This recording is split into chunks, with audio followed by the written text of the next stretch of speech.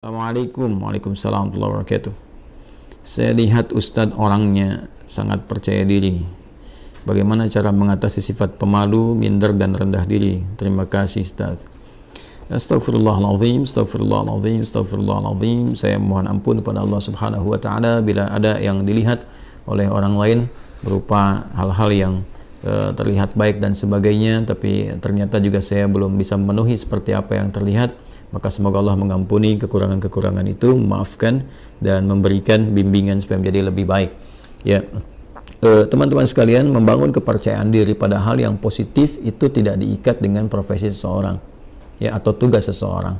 Ya, kepercayaan diri itu tidak melekat kepada seorang ustadz saja, kiai saja, ya, seorang habib misalnya, seorang guru. Tidak, tapi semua kalangan sepanjang mengerjakan nilai kebaikan mesti membangun kepercayaan diri yang kokoh pada dirinya untuk komitmen mengerjakan kebaikan itu, sehingga melahirkan motivasi kuat untuk melakukannya, mengerjakannya siapapun dan apapun yang ia kerjakan. Apakah ia misalnya dia di birokrat, ya, di dunia birokrasi, apakah di dunia diplomasi, apakah seorang pebisnis, seorang pedagang, seorang perawat, dokter, insinyur, bahkan misalnya dosen, guru, mahasiswa, atau juga pekerjaan-pekerjaan yang dilakukan pada umumnya masyarakat, ya, baik bertani, berkebun misalnya dan sebagainya. Semua butuh kepercayaan diri, dibangun sepanjang dikerjakan itu baik, ya, sepanjang yang dikerjakan itu baik. Nah, sekarang membangun kepercayaan diri itu seperti apa? Maka dimulai dengan hadis Nabi Muhammad SAW yang diriwayatkan oleh sahabat Umar bin Khattab radhiyallahu taala anhu, haddatsana qala, ya kan, an Abi Hafs عن أبي حفص عمر بن الخطاب رضي الله تعالى عنه قال قال رسول الله صلى الله عليه وسلم إنما الأعمال بالنيات وإنما لكل امرئ ما نوى فمن كانت هجرته إلى الله ورسوله فهجرته إلى الله ورسوله يا فمن كانت هجرته للدنيا يصيبها أو امرأة ينكحها فهجرته إلى ما هاجر إليه. Itu kan rawahul Bukhari. Maka di sini Nabi memberikan tips kepada kita semua, pesan yang sangat kuat. Seseorang itu kalau ingin mengerjakan sesuatu, kembalikan kepada motivasi terkuat dalam dirinya, ya, yaitu niatnya. Jadi ada 3 tahapan kita mengerjakan sesuatu itu berdasar dari dasar hati kita dulu. Yang pertama ada keinginan, ya. Yang kedua ada tekad, yang ketiga ada niat. Nah, keinginan itu disebut iradah namanya. Setiap orang tuh ingin pada segala yang baik. Ya, kalau Anda tanya, mau nggak ke surga? Semua jawab mau. Ingin nggak haji tahun ini? Semua orang ingin. Ya, tapi apakah setiap yang punya keinginan punya tekad? Belum tentu. Ya, tekad itu azam namanya, azimah, punya tekad. Baik, saya ingin ke surga, saya punya tekad yang kuat untuk bisa mendapati itu. Ya, nah tekad ini akan menurunkan turunan-turunan sampai nanti ke niat. Ya, sama persis saya pengen haji nih tahun depan, pengen banget, ya. Beda dengan yang sekedar ingin. Kayak ingin haji, ingin saja, tapi punya tekad, dia ingin mewujudkan keinginan itu. Nah, tahapan mewujudkan tekad tuh selanjutnya disebut dengan niat. Ada usaha pendahuluan, ya, nabung dari sekarang, terus berikhtiar, ya, ikhtiar yang optimal sehingga apa yang kita tekadkan itu bisa tercapai. Ingin ke surga, alhamdulillah, bertekad, apa surganya nih, Firdaus, maka kita siapkan, ya, berniat betul-betul, bikin tekadnya itu terwujud dalam bentuk perencanaan awal, perbaiki diri, boleh berhijrah, ya, berhijrah mendekat, meninggalkan yang buruk. Hijrah itu meninggalkan kebiasaan yang kurang baik, yang tidak Allah sukai, kepada kebiasaan baik yang Allah dan Rasulnya sukai. Itu poinnya.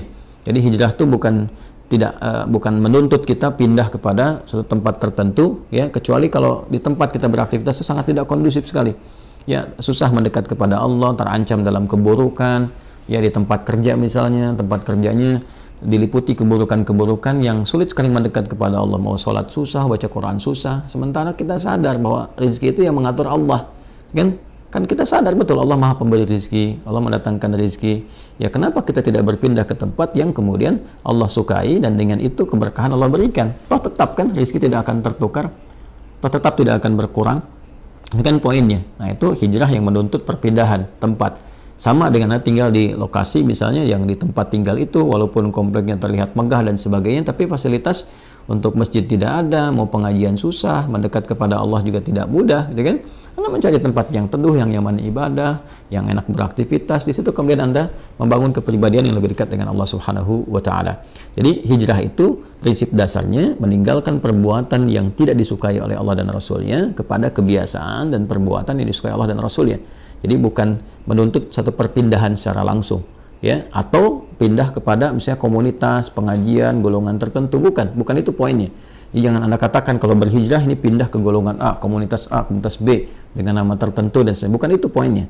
Ya, lebih kepada mendekat kepada Allah. Siapapun yang bisa membimbing kita sepanjang sesuai dengan ajaran-ajaran yang disampaikan oleh Nabi, mengacu kepada keterangan dasar Al-Quran, ya kita ikuti dalam kebaikan, ya, tanpa harus mencela atau menepikan orang-orang atau golongan-golongan lain tertentu.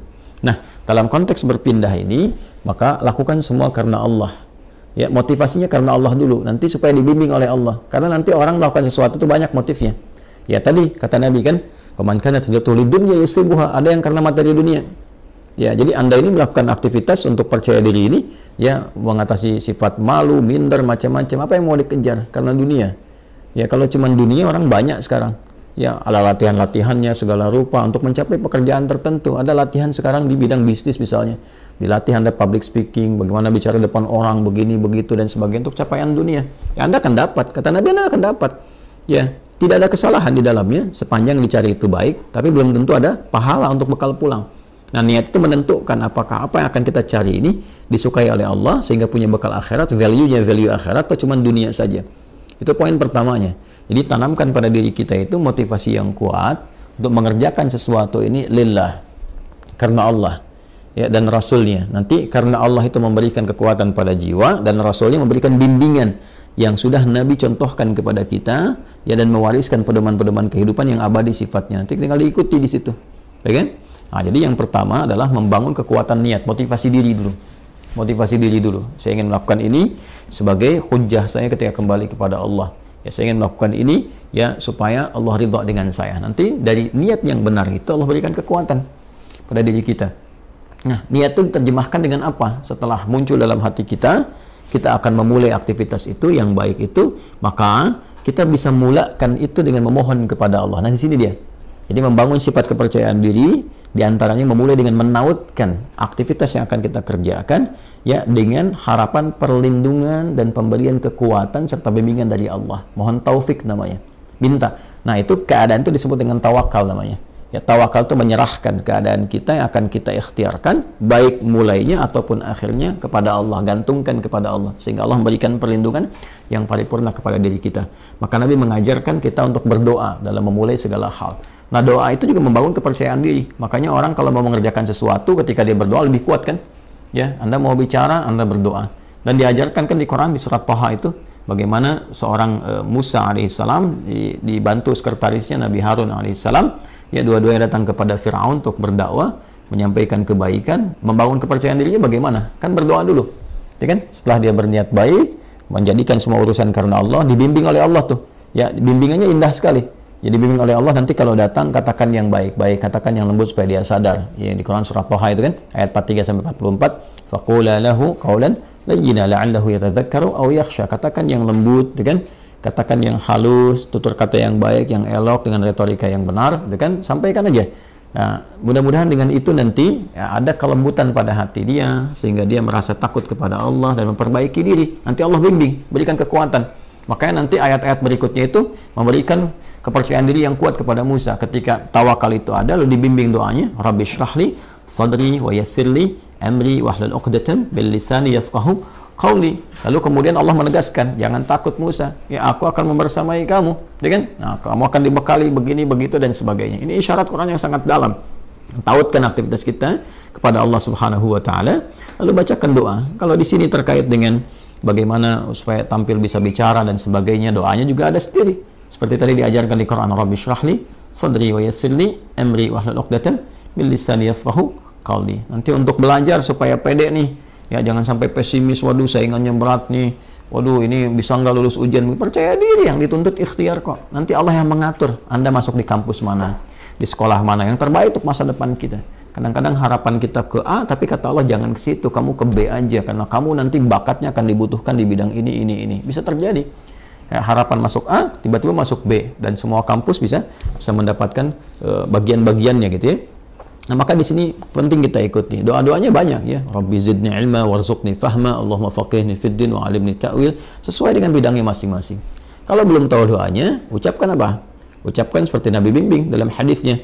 Ya, qala Rasulullah sallallahu alaihi wasallam, kullu amrin dhi balin la yubda'u fihi bi bismillahirrahmanirrahim fahuwa abtar. Maka mulai dengan bismillahirrahmanirrahim. Perbuatan baik itu niatkan, ya. Dalam diri kita kuatkan, ucapkan bismillahirrahmanirrahim. Anda mau kerjakan apa nih? Mau pidato? Bismillahirrahmanirrahim. Nah, ba itu nanti ada 14 makna. Di antara makna ba di situ nanti ada sebabiyah. Ya, dengan sebab aku akan mengerjakan ini, aku tautkan karena Allah. Ghayahnya, ghayah lillah, karena Allah subhanahu wa ta'ala. Maka mohonkan kebaikan kepada Allah. Minta kebaikan.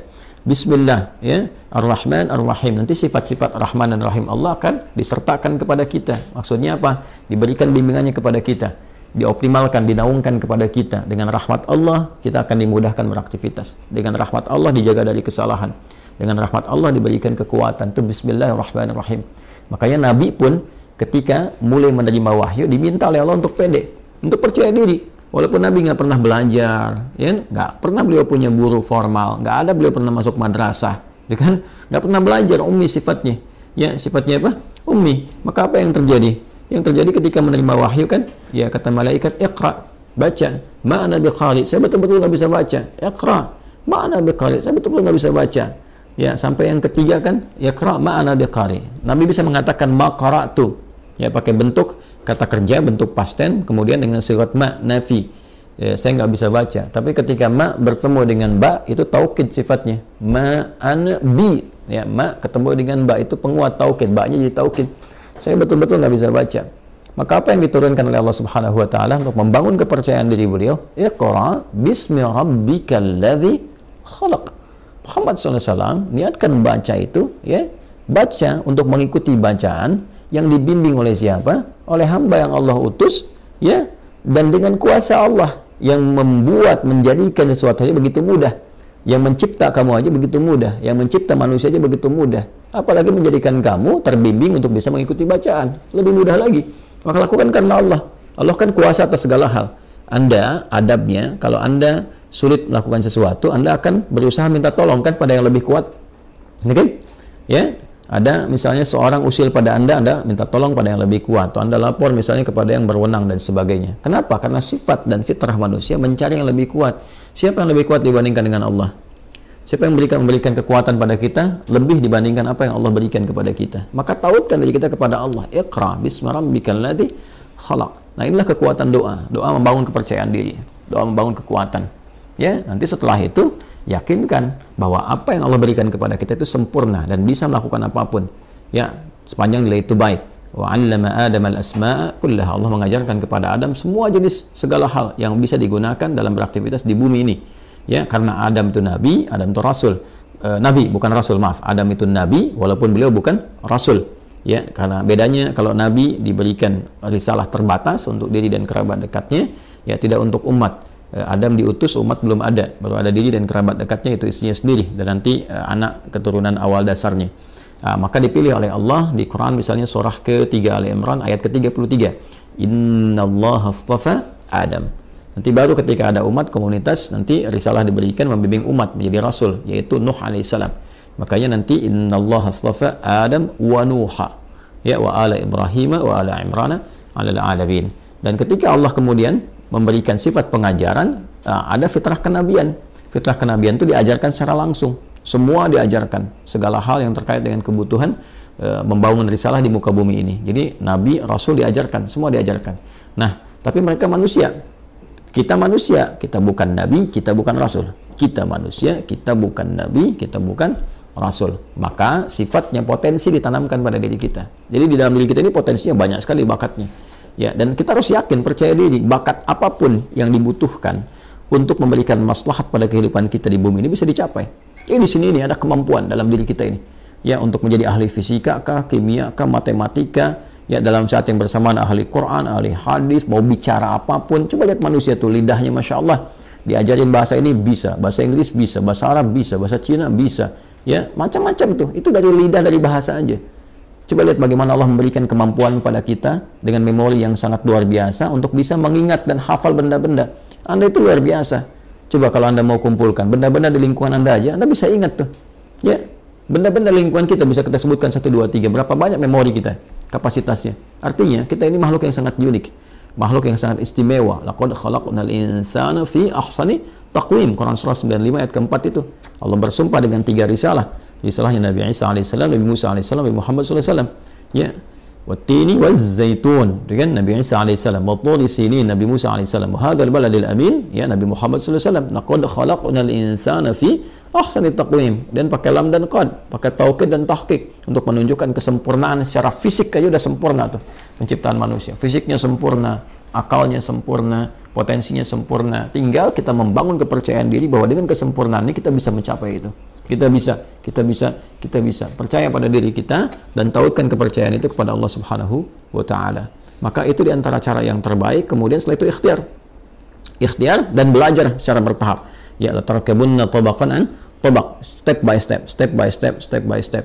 Barangkali di sini nanti akan ditemukan beberapa kekurangan yang Allah tampakkan untuk diperbaiki. Jadi kalau salah wajar, namanya baru belajar.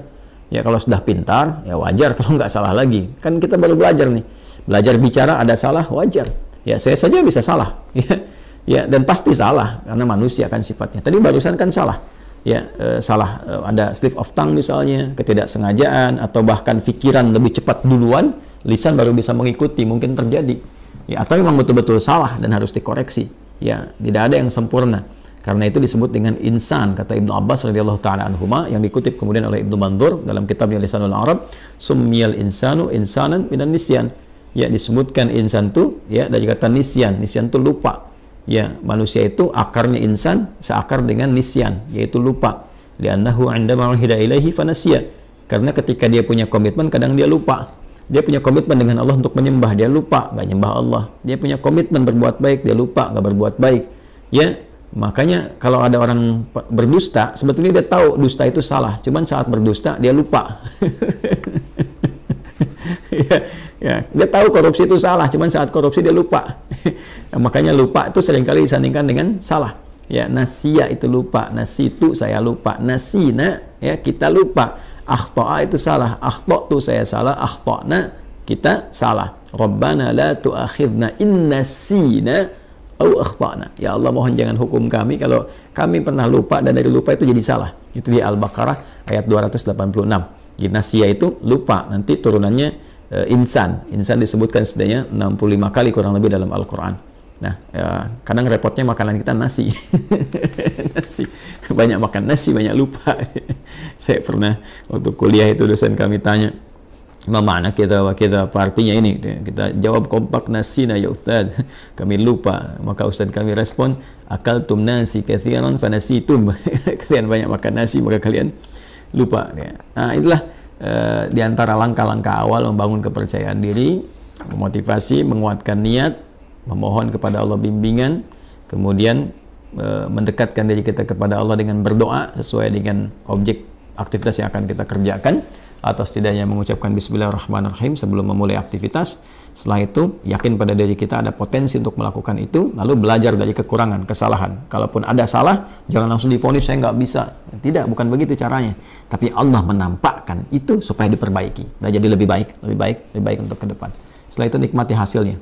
Ya, ikuti, nikmati, dan bangun tawakal hasilnya kepada Allah. Fa idza faraghta fansab wa ila rabbika farghab. Kalau sudah selesai, tata lagi dan hasilnya tujukan kepada Allah, tawakal bagaimana Allah memberikan yang terbaik kepada kita. Wallahu ta'ala a'lam bis-shawab.